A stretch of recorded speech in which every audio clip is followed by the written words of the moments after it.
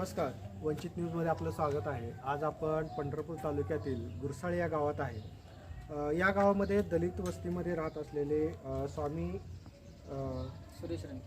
सुरेश रणपिसे यांच्यावरती भ्याड असा हल्ला करण्यात आलेला आहे. त्या संदर्भात आपण त्यांच्याशी चर्चा करूया की जो काय भांडण्याचा जो प्रकार आहे, भांडण कशामुळे झालं आणि हा जो वाद आहे कसा वाढत गेला आणि मूळ कारण काय होतं. आम्ही 6 वाजता माझ्या घरातला गॅस संपला होता म्हणून मी गॅस भरण्यासाठी दिनेश भोसलेच्या घरी गेलो होतो. तिथे गेलेला असताना मी गॅस भरून येत असताना अजय लेंगरे हा व्यक्ती कारखान्याकडून आला होता.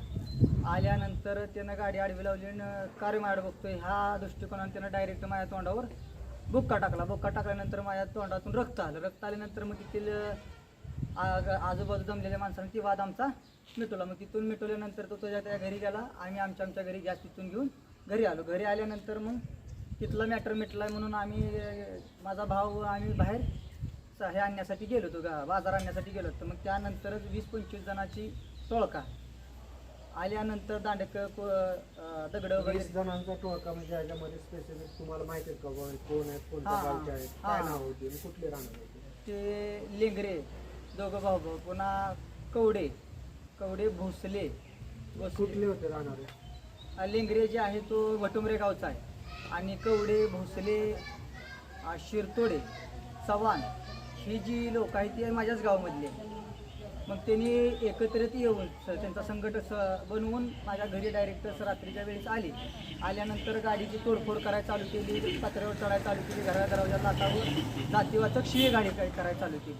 कुठं या तुमची एवढी हिंमत वाढली का? आणि त्यानंतर मग आमच्या भावाच्या पत्नीने कॉल केला की अशी माणसं आली, एवढी आली, ते घरात करायला लागली. आम्ही आले असताच मग ती गाडीवरून तिथून निघून गेली.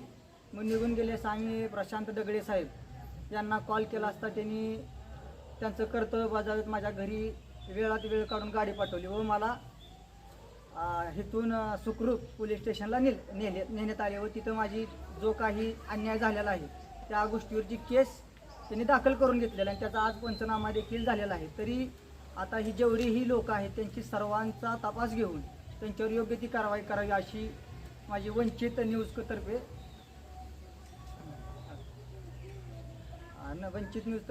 प्रतिज्ञा आहे. तुम्ही यांचे कोण लागता आणि ही जी घटना घडत होती त्यावेळेस आपल्याला ह्या घटनेबद्दल कसं समजतं? मी त्याचा मोठा भाव आहे. माझं नाव आहे समाधान सुरेश रणपिसे.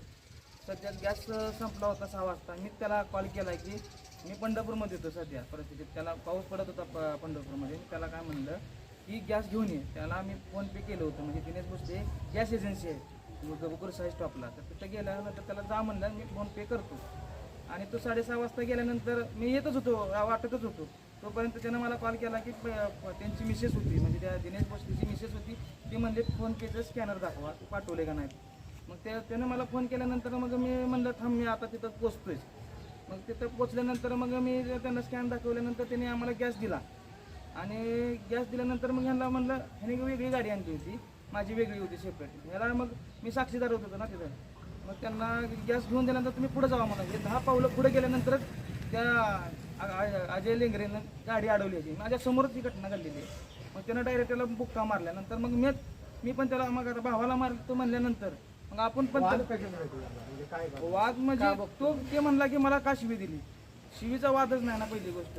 तो ते म्हणजे अनोळखी व्यक्तीला आम्ही कशाला शिवीगाळी करू. आणि आम्ही गुंड प्रवृत्ती व्यक्तिगत नाहीच, आम्ही नोकरदार व्यक्ती आहे. शहरमध्ये आम्ही पंढरपूरमध्ये जॉबला आहे. त्यामुळं आम्ही काय म्हणलं की वाद मी त्याचा मिटवला. धाराधारी लागल्यानंतर आम्ही मिटवल्यानंतर आम्ही घरी आलो. ह्याला म्हणलं जाऊ दे काय विषय नसतो. त्यामुळं आम्ही 7:20ला घरी आलो. घरी आल्यानंतर आम्ही बाहेर गेल्यानंतर ही जी 20 ते 25 हे जे होती जी टोळकी होती जी जातीवादी ह्याने आधी माझी गाडी फोडली, मोठे मोठे दगडं गाडीला हाणल्या. माझी पहिली गोष्ट एकच प्रशासनाला विनंती आहे का आमच्या ज्या स्त्रिया आहेत त्याचं तुम्ही सुरक्षा करताय. माझी पहिली गोष्ट माझी 6 वर्षाची मुलगी आहे, पत्नी आहे. एक स्त्री घरात असताना 25 पुरुष आहेत ते घरात एंटर केले न विचारता. दरवाजा ठोकावला त्यांनी आणि दरवाजाची कडी तोडली त्यांनी. गाडीचं नुकसान माझ्या वैयक्तिक माझं 1.5 लाखाचं नुकसान त्यांनी गाडीचं नुकसान केलेलं आहे त्यांनी. आणि माझी मुलगी आता 6 वर्षाची आहे. तिने काय बघितलं ती पहिली गोष्ट जी मुलगी आहे ती मुलाला म्हणजे वडिलाला हिरो म्हणून समजते. जर ते माझी पहिली गोष्ट एकच म्हणणं आहे शासनाला, माझी बायको 2 तास रूममध्ये बंद होती. 112ला कॉल केल्यानंतर तात्काळ सेवा माझ्या बायकोला मिळाली नाही. ताई, ज्यावेळेस हा जो हल्ला झाला त्यावेळेस म्हणजे कोणी तुम्हाला मदतीला इथं आलं होतं की नाही? कोणच नाही. मी आणि माझी 6 वर्षाची मुलगी आणि दोघेच होतो घरात. मग मी तर बाहेर त्यांनी लोक आल्यावर त्यांचा आवाज आला आम्हाला. गाड्या फोडत होते, त्याचा आवाज येत होता, शिवी गाडी देत आली. मग मी कोण आहे बघायला येणार तेवढ्यात मला दिसली की 20-25 जण होती. मग तेवढी बघून मी घाबरली ना, माझी मुलगी होती माझ्यासोबत. मग मी तिला घेऊन घरात चालली. मग मी कडी लावून बसली, तरी पण ती शिव्या देत होती, लज्जास्पद शिव्या. आई, बहीण, बायको लय लज्जास्पद त्यांनी शिव्या दिल्या त्या मला म्हणजे आम्हा सगळ्याला. मग मी आत गेल्यावर पण मी माझ्या मदतीसाठी पोलिसांना कॉल केला. मी आधी 7:30ला ही घटना झाली की 3 मिनिटात तर मी लगी आत गेली. तेवढ्यात पण 7:33ला मी फोन केला पोलिसांना. तेव्हापासून ती येते, ती 2 तास झालं तरी ती आलीच नाही. ती 8:30 पावणे 9 झाल्या. मी त्यांची वाट बघून बघून माझ्या मिस्टरांना, माझ्या भाऊजीला, दिराला, माझ्या पाहुण्यांना, पंढरपूरला माझी नणंद आहे नंदवा, त्यांना फोन केला. ती पंढरपूरनं इथं आली. पोलिसांचा तरी पण पत्ता नव्हता.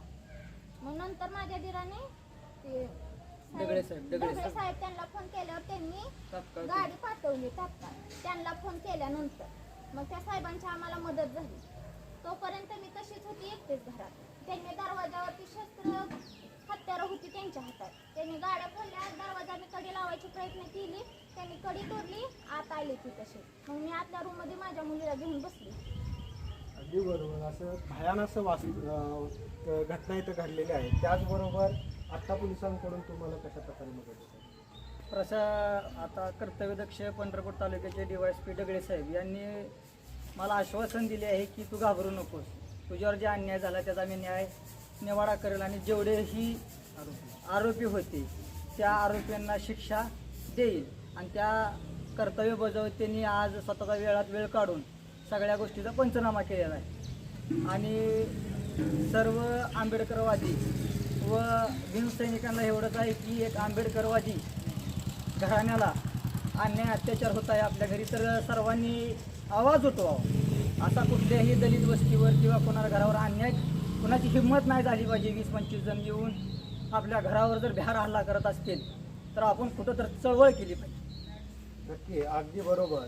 असे समाजामध्ये, महाराष्ट्रामध्ये आज घटना ज्या आहेत ते वाढत चाललेल्या आहेत. त्यातच पंढरपूर तालुक्यातील एक दुर्दैवी घटना, ही जे काही मनोवृत्तीची जी काही लोक आहेत, जे समाजकंटक आहेत, यांना वेळीच चाप बसणे ही काळाची गरज आहे.